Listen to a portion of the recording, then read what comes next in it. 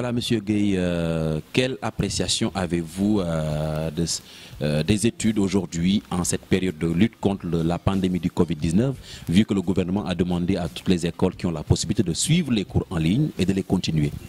Bon, je pense que les cours en ligne sont une bonne chose.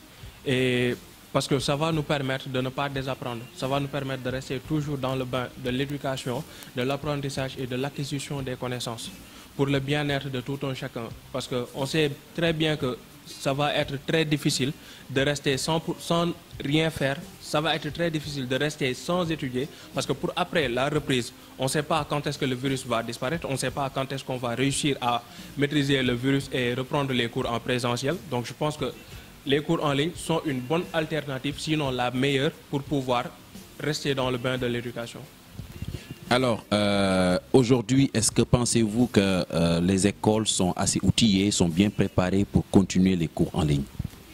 Bon, je dirais que ce n'est pas toutes les écoles qui sont bien préparées pour faire les cours en ligne. Parce que les cours en ligne demandent énormément de logistique, parce qu'il faut avoir la maîtrise du logiciel. Parce que c'est avec cette maîtrise du logiciel que l'on va pouvoir transmettre les connaissances de façon fluide, de façon normale, sans qu'il n'y ait aucun bruit pour reprendre un peu les termes de la communication. Donc, c'est à l'État peut-être d'accompagner toutes les écoles de formation pour que tous les étudiants puissent être au même pied d'égalité, pour que tout le monde puisse faire cours sans qu'il y ait différents types de favoritisme et autres. La réalité, c'est quoi?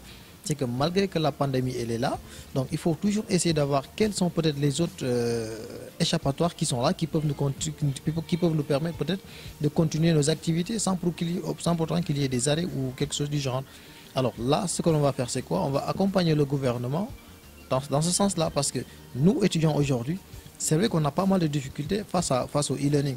Mais au fur et à mesure qu'on avance dans le temps, avec l'accompagnement que l'on doit recevoir normalement venant du gouvernement, on pense et on espère que les choses iront mieux et que voilà, pour au moins qu'on ne puisse pas perdre cette année, vu qu'on a déjà fait plus que la moitié. Et pensez-vous que les professeurs sont assez aussi outillés, ils se sont adaptés par rapport à cet enseignement à distance? Bon, je ne dirais pas que les professeurs ne sont pas outillés, mais ils ne sont pas tous. Parce que beaucoup de professeurs utilisent l'ancienne méthode, l'ancien système, c'est-à-dire venir avec une pile de papier pour pouvoir dispenser des cours.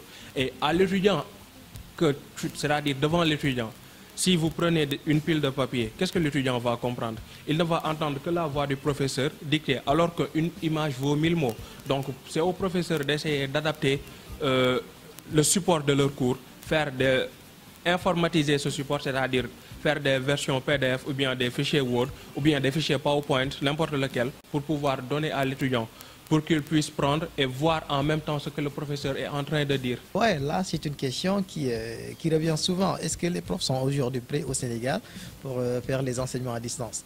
Ouais, je dirais que pas à 100%, franchement, parce que je suis étudiant et j'ai eu à faire cours avec pas mal de professeurs qui, même en faisant cours avec eux, on sent qu'ils ont des difficultés parce qu'ils sont un peu toujours dans le système archaïque, classique, je vais dire.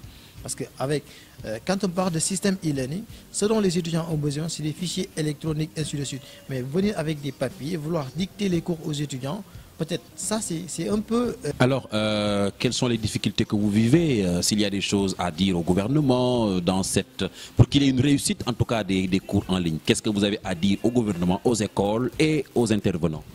Alors, pour ma part, en tant qu'étudiant, je vais demander à l'État du Sénégal peut-être de prendre des mesures pour alléger le coût de la connexion. Parce qu'il y a des étudiants qui sont dans les villages, ils n'ont pas accès au réseau. Il y a des étudiants qui n'ont pas les moyens, c'est-à-dire de pouvoir acheter de la connexion à chaque fois que de besoin pour faire cours. Parce que la connexion, elle coûte très cher. Les cours en ligne, c'est comme une plateforme de streaming. Donc 6 heures de temps de streaming pour un étudiant, c'est un budget assez conséquent parce que nous savons que aussi l'économie est au ralenti avec l'apparition de la pandémie. Donc l'État du Sénégal devrait, à mon humble avis, signer des partenariats ou bien des conventions avec les entreprises de télécommunications pour pouvoir alléger le coût de la connexion pour une meilleure accessibilité à la formation. Et je dirais aussi à mes camarades étudiants de faire le nécessaire, de faire le maximum. Parce qu'il ne faut pas prendre les cours en ligne comme des cours présentiels. Parce qu'avec les cours présentiels, on peut regarder le professeur faire et peut-être à travers le degré d'intelligence, avoir une certaine compréhension de la chose. Mais avec le e-learning, c'est l'interaction qui prône. Il faut être tout le temps en interaction avec le professeur et que le professeur aussi ait cette facilité d'interaction avec les étudiants pour que le cours soit instructif, constructif, pour que nous puissions en bénéficier. Ouais, là, au niveau des trois côtés, franchement, les recommandations ne manqueront pas.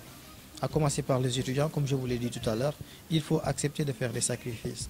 Savoir qu'à l'impossible, nul n'est tenu. Et savoir que quand une situation est là, la meilleure option d'abord c'est quoi? C'est de s'adapter à la situation. L'État au moins aujourd'hui doit faire en sorte que les opérateurs de téléphonie qui sont là puissent au moins permettre à la population d'avoir de la connexion à très haut débit. Parce que comme je vous le dis, les cours à distance demandent beaucoup de connexion.